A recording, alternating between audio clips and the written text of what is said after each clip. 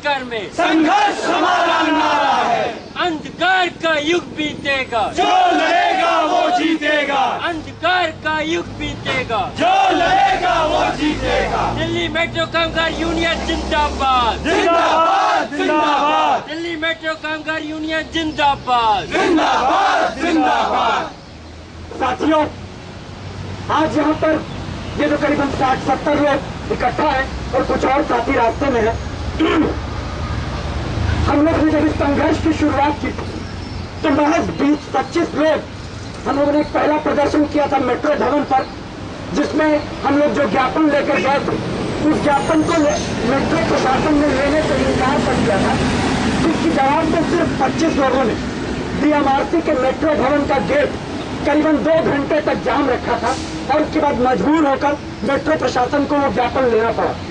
और इस छोटी सी कार्रवाई से मेट्रो मजदूरों के अधिकारों की लड़ाई की शुरुआत हुई और आज करीबन 2.5 साल बाद एक बार फिर हम लोग उससे कम से कम तिगुनी संख्या में इकट्ठा है यहाँ पर। और करीबन अभी 30-35 लोग 40 लोग रास्ते में हैं जिनके हमारे पास फोन आ रहे हैं, जिनको तमाम मेट्रो स्टेशनों पर सुपरवाइजरों से लेकर मैनेजरों ने और तमाम लोगों ने, तमाम ऐसे तो सुपरवाइजर और मैनेजर साथी जो हम लोग के साथ हैं, जिन्होंने हम लोग की मदद की है, लेकिन तमाम ऐसे लोग हैं जिन्होंने तरह तरह से शिफ्ट में परिवर्तन करके, ड्यूटी पे लगा के, ओवर टाइम पे लगा के लोगों को आने से रोका है। और ये कोई ताज्जुब की बात नहीं है, ये बड़ी लाजमी सी बात। हमने अपने हकों की जायज बात को लेकर ये जो, क्योंकि जनतंत्र तो हिंदुस्तान में सिर्फ जंतर मंतर पर ही होता है, बाकी तो आप देख ही रहे हैं पास्ते में क्या हो रहा है, छत्तीसगढ़ में क्या हो रहा है, ग्रीन हंट चला के क्या हो रहा है। तो एक जगह छोटी सी दे दिया कि यहाँ डेमोक्रेसी खड़ी होती है। तो यहाँ पर हम लोग अपनी बात लेकर आए हैं कि ये जो डीएमआरसी, जिसको इस समय इस देश के तमाम पब्लिक इंस्टीट्यूशंस में, तमाम सार्वजनिक परिवहन संस्थानों में एक मिसाल माना जाता है, दुनिया की तमाम मेट्रो सेवाओं में इसका टॉप 5 में नाम आता है, जो सबसे बेहतरीन मेट्रो सेवाएं हैं। और इस मेट्रो सेवा को चलाने का काम और उसको दमदमाने का काम, उसको सुचारू रूप से चाक चौबंद तरीके से लोगों के बीच ले जाने का काम ये अनुज दयाल जी करता है। ये पाठक नहीं करता है और ये माननीय श्री श्रीधरन जी नहीं करते। ये काम करते हैं इस स्टेशन पर काम करने वाले 10,000 जो ठेका कर्मचारी हैं, जिसमें हाउस कीपर से लेकर सिक्योरिटी गार्ड से लेकर जो टिकट वेंडिंग ऑपरेटर्स हैं, वो सारे के सारे लोग जो 8-8 घंटे 9-9 घंटे खटते हैं। और उसके बाद वो तमाम जो डीएमआरसी की ठेका कंपनियां उनकी तानाशाही के तहत रहते हैं कि वो अपने विम्स एंड फैंसीज पर किसी का चेहरा पसंद नहीं आया कि तुम्हारा हमको शक्ल पसंद नहीं है, निकाल बाहर करो, आज तुमने नमस्ते नहीं किया, बाहर चलो। और एक चीज यहाँ चलती है होल्ड पे, ये होल्ड पे किसी भी डीएमआरसी के दस्तावेज में ये शब्द नहीं। लेबर कोर्ट में जब डीएमआरसी का ऑफिशियल आता है तो बोलता है कि होल्ड क्या होता है, हम होल्ड नहीं जानते। और जो ठेका कंपनी का प्रतिनिधि होता है वो भी बोलता है कि हाँ होल्ड क्या होता है, हम भी होल्ड नहीं जानते। लेकिन हम लोग जानते हैं होल्ड क्या होता है। जानते हो ना भाइयों, जानते हैं होल्ड क्या होता है?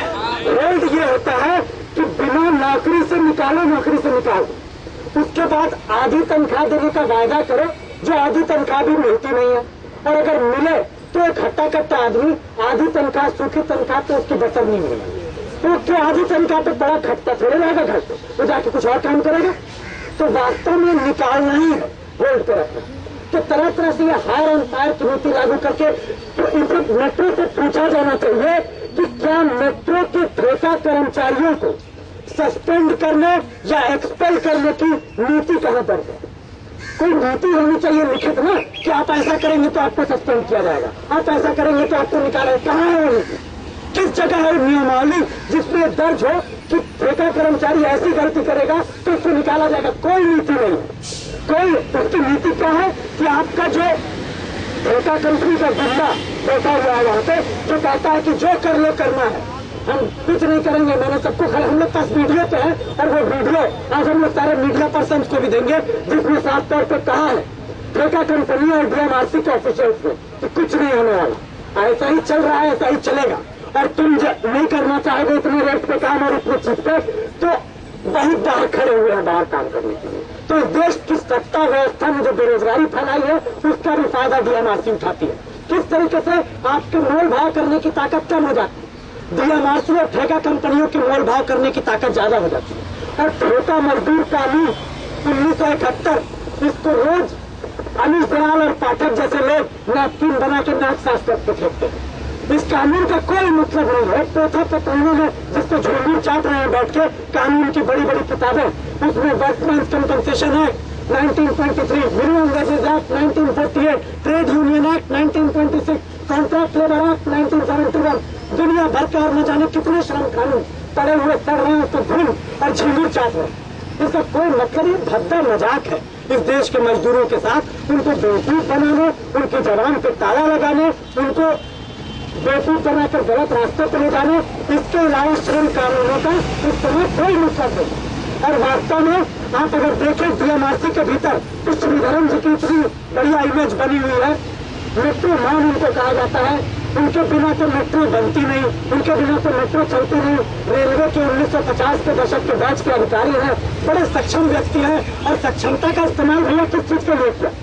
अपनी सारी काबिलियत का इस्तेमाल इसलिए किया कि वो जानते हुए भी कि जिस काम को कानूनन डीएमआरसी ठेके पे नहीं दे सकता है, उन कामों को ठेके पे दिया गया। श्रीधरन क्या इतना नहीं जानते हैं? इतना नहीं जानते हैं कि हाउस कीपिंग एक परमानेंट नेचर का वर्क है। उनको इतना नहीं पता है कि टिकट वेंडिंग एक परमानेंट नेचर का वर्क है। उनको इतना नहीं पता है कि सिक्योरिटी एक परमानेंट नेचर का वर्क है। इसको वो ठेके पर दे ही नहीं सकते। इसके बावजूद इसको ठेके पे दिया तो इतना अनपढ़ तो नहीं। श्रीधरन तो काफी पढ़े लिखे आदमी है, काफी काबिल आदमी है, इतना अनजान तो नहीं होंगे श्रीधरन। तो ऐसा नहीं है दोस्तों। देखिए, दुनिया में सत्ता व्यवस्था और कारपोरेट मीडिया एक छवि बनाता है। श्रीधरन भारत के पूंजीवादी विकास का एक प्रतीक है। श्रीधरन भारत के पूंजीवादी विकास के एक सिंबल है। इसलिए श्रीधरन का पूरा इतना प्रचार होता है। वो अन्ना हजारे के मंच पे पहुंच जाते हैं। वैसे अन्ना हजारे के मंच पे ज्यादातर ऐसे लोग ही पहुंचे थे जिनका जनता की लड़ाई से कोई लेना देना नहीं है, लेकिन अन्ना हजारे के मंच पे पहुंच जाते हैं और भ्रष्टाचार की बात करते हैं। और मेट्रो के भीतर जब आप लोगों को, हम लोगों को नौकरी पर रखते वक्त सिक्योरिटी के नाम पे हजारों रुपया रखवाया जाता है, तो क्या ये भ्रष्टाचार नहीं है? ये नहीं पता होगा श्रीधरन को, या अनुज दयाल को नहीं पता होगा, या पाठक को नहीं पता होगा, या रामचंद्रन को नहीं पता होगा। किसको नहीं पता होगा? ये सबको पता है कि इस तरीके से ये क्यों लिया जाता है। किसी से 40,000, किसी से 40 से 70,000 रुपए के बीच में कुछ भी लिया जा सकता है। वो इसलिए लिया जाता है कि तुम अगर मुंह बंद करके बैठोगे तो बेहतर होगा, मुंह बंद करके नहीं बैठोगे तो ये पैसा गया। तो आदमी पहला साल तो अपना सिक्योरिटी राशि का रिफंडिंग कराने में लगा रह जाता है। वो तो इस चक्कर में बैठा रह जाता है और किसी भी नाजायज हरकत, नाइंसाफी, किसी भी किस्म की तानाशाही के खिलाफ सिर्फ इसलिए आवाज नहीं उठाता क्योंकि वो जानता है कि उसका 70,000 रुपये ठेका कंपनी के पास जमा। और बेरोजगारी का मारा आदमी क्या करे? वो जाके कहीं से भी कुछ भी जुगाड़ करके लाता है। 40,000, 50,000, 70,000 जो ये साले घूसखोर मांगते हैं, वो जाके ले आता है आदमी, उसको देता है, उसके बाद जबान पर ताला लगा के बैठता है।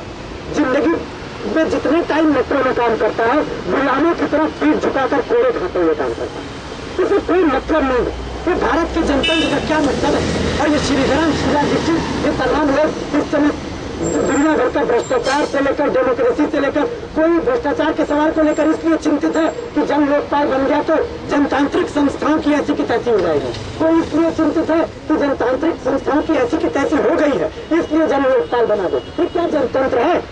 कानून पड़े हुए सड़ रहे हैं पोथियों में, लाइब्रेरियों में, और यहाँ पर यह स्थिति है कि हम लोग यहाँ पर आकर बैठकर जो है अपनी मांगों के लिए बैठे हुए हैं और आने वाले समय में और लड़ना पड़ेगा। जो ताकि हम समझते हैं कि ये संघर्ष का अंत है या हम लोगों ने आज को बड़ा झंडा गाड़ दिया, ऐसा कुछ नहीं।